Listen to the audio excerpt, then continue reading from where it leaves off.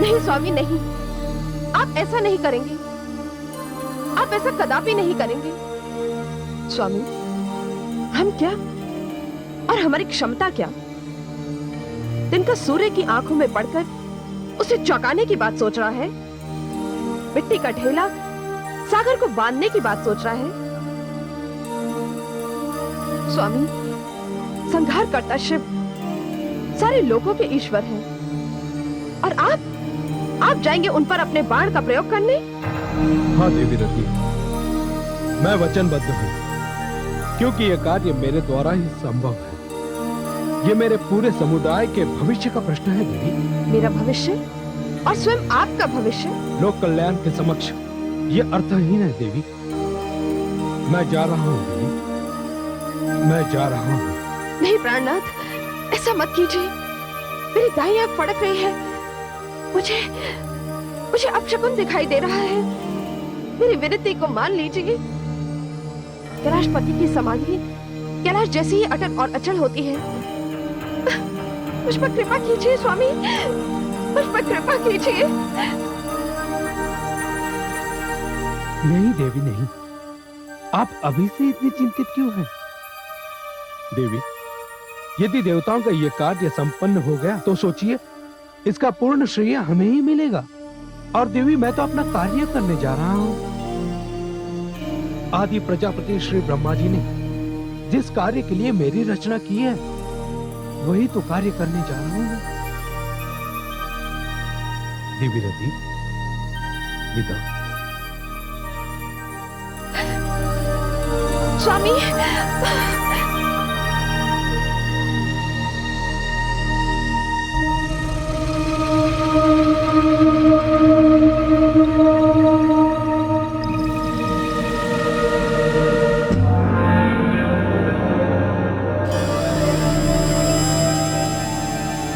ऋतुराज, अपना कार्य आरंभ करो।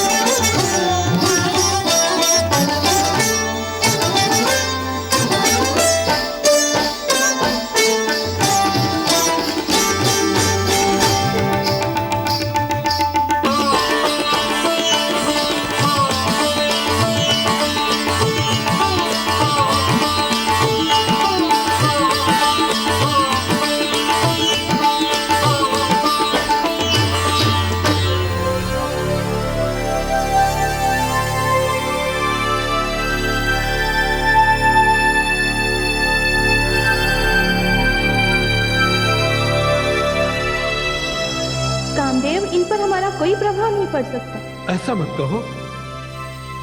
तुम मेरी सेना का मुख्य अंग हो और कामदेव की सेना उस हर व्यक्ति पर अपना प्रभाव डालती है जिसके पास लेश मात्र भी पौरुष शेष है। और ये तो साक्षात शिव है।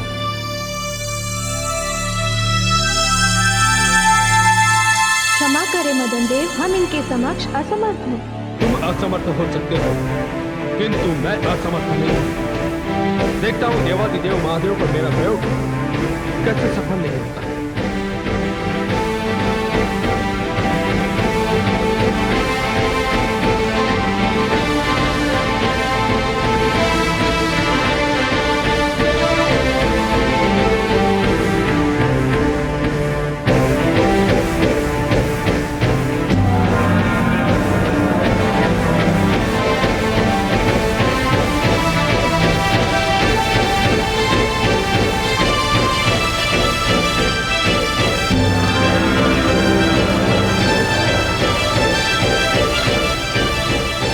पुष्पबाण, तू कोमल है इसलिए कि तू काम का बाण है। तू अति सुगंधित है, तेरी शक्तियां असीमित हैं। तू योगियों के योग से भी अधिक शक्तिशाली है, तपस्वियों के तप से भी अधिक धार। तेरा प्रहार सर्वश्रेष्ठ संसार की किसी सुंदर युवती के नेत्रों के प्रहार जैसा है। जा मेरे बाण, तुझे मानव कल्याण करना है। तुझे समाधि में डूबे भगवान शिव को फिर से अनुरागी बनाना है। जा मेरे बाण, जा।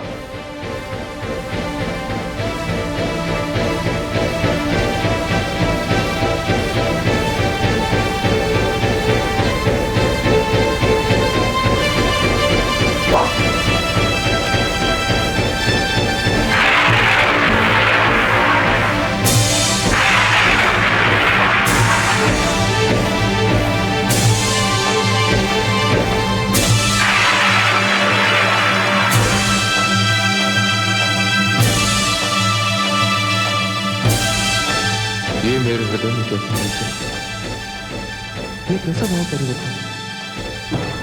किसी नारी के प्रति एक योगी के मन में कैसा आकर्षण है? ये किसका षड्यंत्र है? कौन है जिसने साक्षात काल को सोते हुए से जगाया? किसने मेरी समाधि भंग करने का दुस्साहस किया है?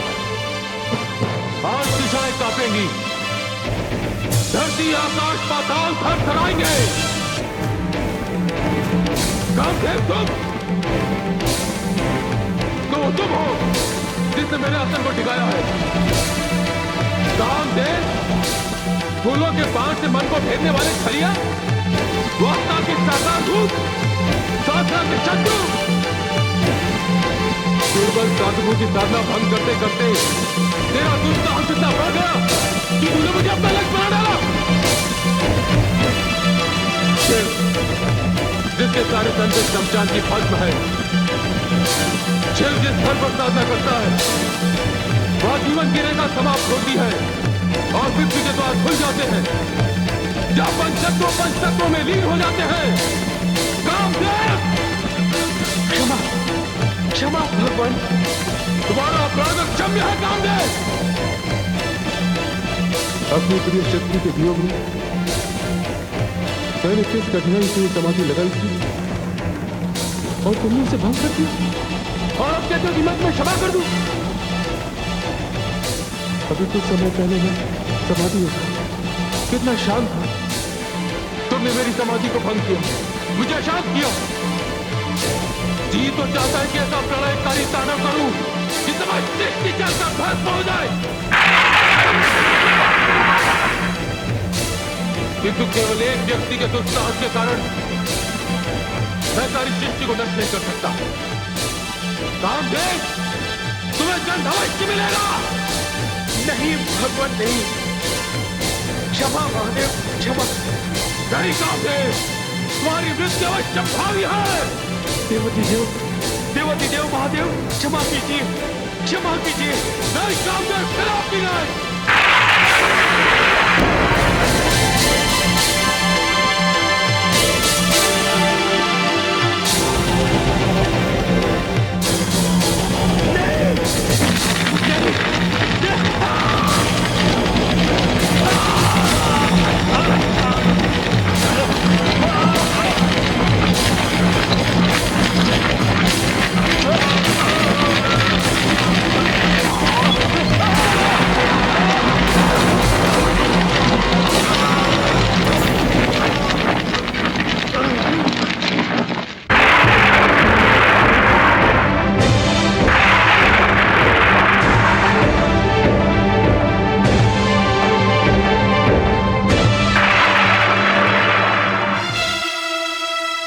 अनर्थ हो गया, अनर्थ हो गया देवराज, अनर्थ हो गया।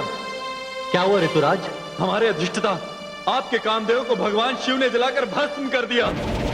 क्या? हाँ देवराज, हाँ। तो इसका अर्थ यह हुआ कि कामदेव अपना बाण उन पर चला भी नहीं पाए? नहीं वरुण देव, ऐसा नहीं है। बाण तो चला और वो लक्ष्य तक पहुंचा भी, किंतु तभी भगवान शिव का तीसरा नेत्र खुल गया और उन्होंने क्रोध में आकर कामदेव को जलाकर भस्म कर दिया। हे ऋतुराज, कैसा भीषण, कैसा दारुण दुख है ये। समझ में नहीं आता कि आपके इस समाचार पर मैं हर्ष प्रकट करूं या शोक। कामदेव ने अपना बाण चलाकर हम सभी देवताओं का कार्य संपन्न कर दिया और भगवान भोलेनाथ की समाधि तोड़ दी, किंतु उन्होंने अपने प्राणों की आहुति दे दी। हे कामदेव, ये समस्त देवलोक आपका आभारी रहेगा, सदा आपका आभारी रहेगा।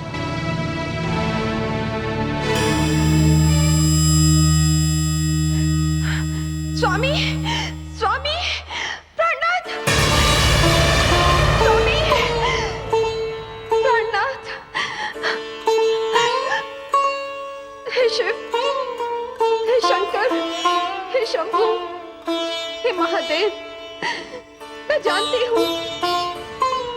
हूँ कि मेरे पति का अपराध क्षमा योग्य नहीं है, किंतु सारा संसार आपको नीलकंठ के नाम से जानता है। सृष्टि की रक्षा के लिए अमृत मंथन से निकला भयानक विष कालकूट आपने सारा का सारा पी लिया। क्या मेरे पति का अपराध उस कालकूट से भी अधिक विशाला था महादेव? देवी, कौन है आप? हे भोलेनाथ, मैं रति हूं, मैं वो अभागिन हूं जो कुछ समय पहले सधवा थी, सुहागिन थी, किंतु अब मेरा सुहाग आपकी क्रोधाग्नि में जलकर भस्म हो गया महादेव। हे महादेव, आपका व्रत करने से, आपका जप करने से और आपकी पूजा करने से तो कुंवारी कन्याओं को मनचाहा वर मिलता है, किंतु मेरा वर आपने मुझसे छीन लिया महादेव। पति और पत्नी जीवन में एक दूसरे के पूरक होते हैं, एक के बिना दूसरा अधूरा है। इस पीड़ा को आपसे अधिक और कौन जान सकता है महादेव? देवी रति, हे महादेव, मैं आपके चरणों में विनती करती हूँ, या तो आप मुझे मेरा सुहाग लौटा दीजिए, या एक बार और अपने तीसरे नेत्र को कष्ट दीजिए और मुझे भी जलाकर भस्म कर दीजिए। नहीं देवी, ये संभव नहीं। अब देवाधिदेव, मुझे ये बताइए, मेरे स्वामी ने जो कुछ भी किया उसमें उनका क्या दोष है? देवराज उनके राजा हैं, उन्हें तो ये कार्य करने का आदेश उनके राजा की ओर से मिला था। उन्होंने तो केवल अपना कर्तव्य पूरा किया है भोलेनाथ। हे महादेव, यदि आपने मेरे पति को जीवित नहीं किया तो लोग राजाज्ञा का पालन करते हुए घबराएंगे। हे देवाधिदेव, सोचिए कैसी भयानक स्थिति उत्पन्न हो जाएगी। कृपा कीजिए भोले शंकर, कृपा कीजिए। आपने मुझे धर्म संकट में डाल दिया है देवी रति। यह सत्य है कि आपके पति ने राज आज्ञा का पालन करके अपने देव होने का प्रमाण दिया। अभी आप जाइए देवी, आपको कुछ काल तो अपने पति की प्रतीक्षा करनी होगी, उसके पश्चात आपको अपने पति मिल जाएंगे। किंतु यह तब होगा जब श्री हरि विष्णु श्री कृष्ण का अवतार लेंगे और तब तक आपके पति संसार में अनंग रूप में रहेंगे। वे दिखाई तो नहीं देंगे, किंतु और अधिक व्यापक हो जाएंगे और अपनी उपस्थिति का आभास सारी सृष्टि को देते रहेंगे। हे प्रभु, आप धन्य हैं, आप धन्य हैं। आपने मुझ दुखियारी पर बड़ी कृपा की है प्रभु, बड़ी कृपा की है।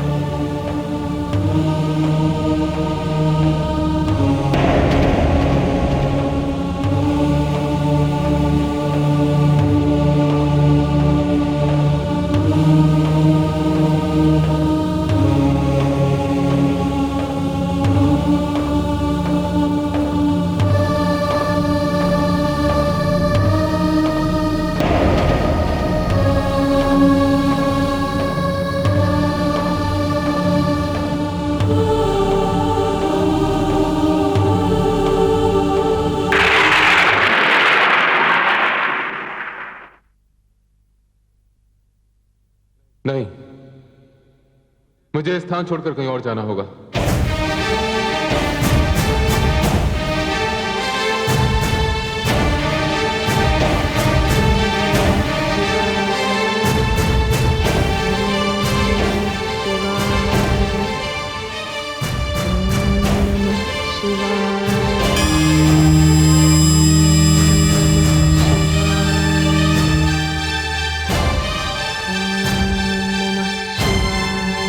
हे देवी पार्वती, आप मेरा अंश हैं, मेरी शक्ति है।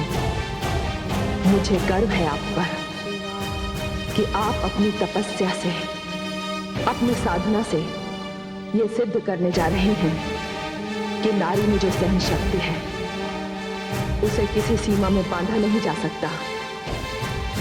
उसकी सहन शक्ति ही उसका सबसे बड़ा अस्त्र है। आपकी तपस्या संसार की हर नारी के लिए एक उदाहरण बन जाएगी। और इस समय शक्ति इस हिमपात से युद्ध करने जा रही है। मेरी मंगल कामना है कि आपका ये प्रयास सफल हो, आपका स्वप्न साकार हो। और इस समय क्या सृष्टि, क्या देवी देवता, क्या मानव, क्या पशु पक्षी, सबके सब शिव और शक्ति के मिलन की आस लगाए बैठे हैं।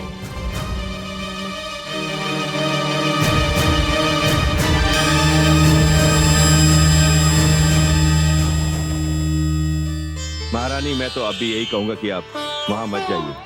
स्वामी, ये कैसे संभव है कि पुत्री पर संकट हो और माता उसके पास न जाए? महारानी, मेरा ये दृढ़ विश्वास है कि हमारी इस लाडली पुत्री पर कोई संकट आ तो सकता है, किंतु वो संकट उसका कुछ बिगाड़ नहीं सकता। आप पिता हैं, आप कठोर हो सकते हैं, किंतु मैं माता हूं। यदि आज सारे देवी देवता भी आकर मुझे आश्वस्त करें तो मैं नहीं मानूंगी, क्योंकि आप देख रहे हैं वातावरण कितना भयानक है। मुझे खेद है महारानी, आप इस समय ऐसा व्यवहार कर रही हैं जैसे मरुस्थल का कोई प्राणी व्यवहार करता है जिसने कभी हिम के दर्शन किए ही ना हो। महाराज, मुझे मत रोकिए, मुझे आज्ञा दीजिए। जैसी आपकी इच्छा महारानी।